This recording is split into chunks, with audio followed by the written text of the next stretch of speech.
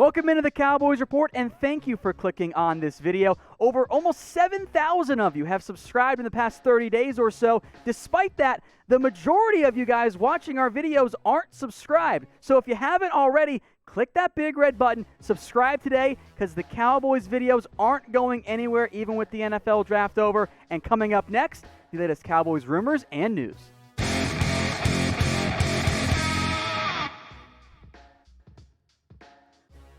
Let's talk about Dak Prescott because, well, that's all anyone is talking about right now around the Dallas Cowboys. Is a fair offer out to Dak Prescott at the moment? I'm actually going to give this one 4 stars. Now, we'll distinguish between fair and best or fair and enough in a little bit. But there was some fake outrage on ESPN over not knowing the offer, which was kind of crazy to me because, A, we've known about the offer for weeks, bordering on months, and Stephen A. Smith talked about the offer like 5 weeks ago, and now he forgot it, which is kind of weird. Here is the reported offer out to Dak Prescott. 5 years, $35 million per year or so, about $106 million guaranteed. That is a very fair offer. It's certainly not a disrespectful or unfair offer from the Dallas Cowboys. So you go, okay, well then why hasn't Dak accepted a pretty fair offer? Well, fair doesn't mean best or highest or enough of an offer. And there are some key differences with that offer from the Cowboys to what Dak wants. As a reminder, the 3 recent extensions, Russell Wilson, Jared Goff, Carson Wentz, all got 4-year extensions. The average came in between 35 and 32. The key here is the years and the guaranteed. The guaranteed's less than Wilson and Goff and Wentz, but there's an extra year on top of that in the Cowboys offer to Dak Prescott. The years is the main thing there. Dak wants a 4-year deal so that he can cash back in as the cap continues to go up. And probably wants a bit more guaranteed, because if you add more years, guaranteed and per year goes up in accordance with it. Now, the other main reason why Dak hasn't accepted is there's no reason to. The deadline isn't May. The deadline isn't June. It's July 15th. That's when the deadline to sign a player who was on a franchise tag ends. That's where it is. So there's no reason for Dak to rush into a deal. If anyone should have a sense of urgency, it should really be the Cowboys side of it. Because, 4 years versus 5 years, we've gone over this a bunch on the show. There's a difference there. On top of that, Deshaun Watson is now looking to get paid as well. So the Cowboys have made a fair offer to Dak Prescott. Dak Prescott's agent, Todd France, isn't stupid. He knows the Cowboys, if it's not a team-friendly deal, they tend to wait to the last second. Did it with DeMarcus Lawrence, did it with Dez Bryant, did it with Zeke Elliott. So he's going to bet for now, maybe the Cowboys will end up caving. The Cowboys think, well, maybe Dak will end up caving. That's why there's no progress, and why there's really not going to be for at least a month until we get closer into July. There's no reason for Dak to rush into a deal. If anyone needs the urgency, it's probably more of the Cowboys side. And if Deshaun Watson signs and agrees to a $40 million deal, Dak's not going to be the highest paid quarterback, but it's going to be expensive. I'm going to make this question the pinned comment on the video, but I want you guys to predict who caves first, Dak, the Cowboys, neither, or both of them. Get the ad break here on YouTube, and scroll on down and make your best guess. Let's talk more about Dak Prescott. This time, though, a very different approach. How about Dak as the MVP? I'll give it 2 stars, and maybe that's a little bit on the higher side. But people are most certainly talking here, and in this case, actually Vegas with some new MVP odds for the 2020 season. No surprise here. Patrick Mahomes, Lamar Jackson, they're at the top. But it's Dak Prescott over the likes of Russell Wilson, Tom Brady, Kyler Murray. I think Drew Brees was 7th on that list as well. Dak at plus 900 odds, 3rd highest for the NFL MVP. That's a little weird until you remember, okay, well, Dak was really good last season. Like, he had a fantastic year. The production was great. The Cowboys just didn't win enough close games to really be in that discussion. Plus, Lamar probably would have won it anyway. And then you also remember, well, there's always a lot of action on the Cowboys in terms of bets because they're America's team. People bet on them. So you're probably going to want to make those odds a little bit higher. That way, if you're Vegas and Dak does win the MVP, you don't lose as much money. So that's what's really going on there with Dak and the MVP odds. But you know what? The offense is going to be good this year. They're going to have to score points. If the Cowboys win 11 or 12 games, which I think is very possible, Dak's going to be inside that MVP conversation. I know if you haven't already gotten one of these guys, please do it. Be safe out there. I know that we're opening back up, but you should still take some precautions. If you want to rep America's team while making sure you're safe, head over to chatsports.com/CowboysMask. They've got Cowboys-themed face masks on there, and I'll put that link in the comments and the description to make it easier on you guys, but it's chatsports.com/CowboysMask. Let's move on now to Cam Erving, and I will take a little bit of an L here. He going to make the team? 4 stars. The contract details are in for Cam Erving, and they are much higher than what I was anticipating the Cowboys giving him. A 1-year deal, $2.5 million. Here's the important part. $2 million of that is guaranteed. That amount of money relative to your base salary being guaranteed makes it pretty clear, barring a just horrific camp, which I do think is actually kind of possible, he's making this team. The Cowboys think he could be the new swing tackle, or maybe he's your 7th or 8th offensive lineman.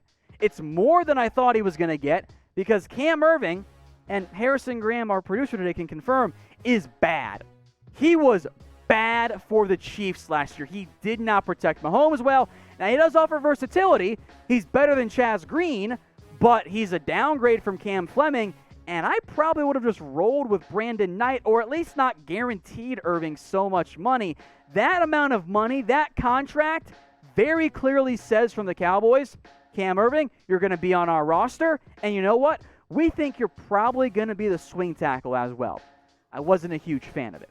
So for the first time ever, let's vote on who the swing tackle should be. Type E for Cam Erving or K for Brandon Knight. I thought Knight showed some flashes at right tackle when La'el Collins got hurt. Regardless of who you vote for, I am instituting a new rule here at the Cowboys Report. We must protect Tyron Smith and La'el Collins at all costs, because I don't want those two options on the field. It's not going to be very pretty. Let's move to free agency now. No Clowney or Griffen coming to the Cowboys. I know you want me to put this as fake news or 1 star. I'm actually going to give it the 3 stars here. I just don't think this is a path the Cowboys are going to really pursue right now. Now, this could change if, no one wants to sign Clowney or Griffen, but I think there's going to be offers to both players that are higher than what the Cowboys have shown a willingness to pay in the past. The Cowboys haven't shown much interest in either. Clowney's price was way too high. Griffen's wasn't that high, but it just hasn't really materialized whatsoever. Some conflicting reports on Griffen in the end. I think the answer is no on that front.